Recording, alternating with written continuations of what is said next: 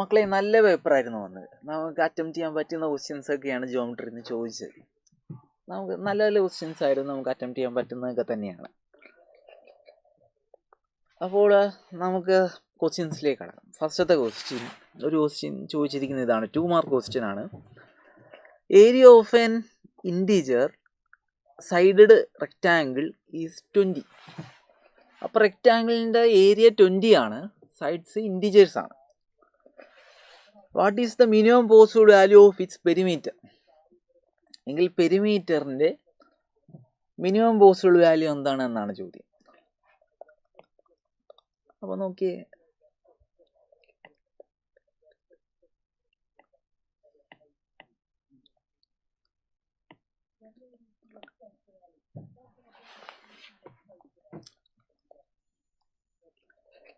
ഒരു റെക്റ്റാങ്കിൾ ഉണ്ട്.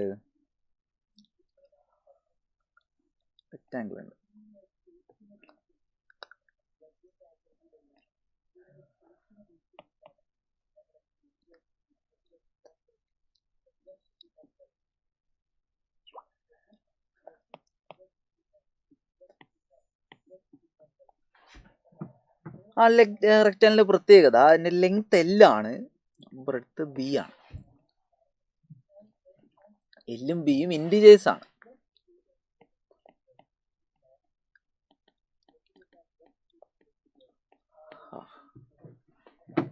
ഇനി ചോദിച്ചിരിക്കുന്നത് പെരിമീറ്ററിന്റെ മിനിമം വാല്യൂ ആണ്.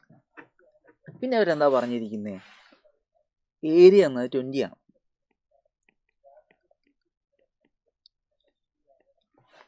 ഏരിയ എങ്ങനെയാ കണ്ടുപിടിക്കുക? ലെങ്ത് ഇൻറ്റു ബ്രെഡ്ത്ത് അല്ലേ. നമ്മൾ സാധാരണ ലെങ്ത് ആണ് വലുതെന്നാണ് എഴുതുക.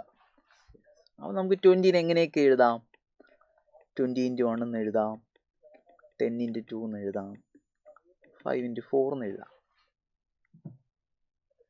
അപ്പോൾ ലെങ്ത്തിനും ബ്രെഡ്ത്തിനും പോസിബിൾ ആയിട്ടുള്ള വാല്യൂസ് ഏതൊക്കെയാണ്? 21 വരാം, 10 2 വരാം, 5 4 വരാം. ഇനി പെരിമീറ്റർ എന്താ മക്കളെ? പെരിമീറ്റർ എന്ന് പറഞ്ഞു കഴിഞ്ഞാൽ അത് 2 × L + B ആണ്, ലെങ്ത് പ്ലസ് ബ്രെഡ്ത്ത് ആണ്. അപ്പോൾ 20 1 വരുമ്പോൾ 2 × 20 + 1 42 ആണ്. രണ്ടാമത്തത് 10 2 വരുമ്പോൾ 2 × 10 + 2 24 ആണ്.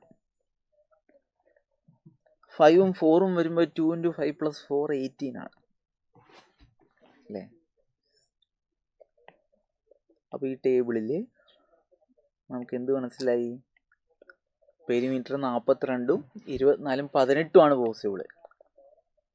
ക്വസ്റ്റ്യനിൽ ചോദിച്ചിരിക്കുന്നത് മിനിമം പോസിബിൾ പെരിമീറ്റർ ആണ്. അപ്പോൾ മിനിമം വരുന്നത് 18 ആണ്. നമ്മുടെ ആൻസർ എന്ന് പറഞ്ഞാൽ 18.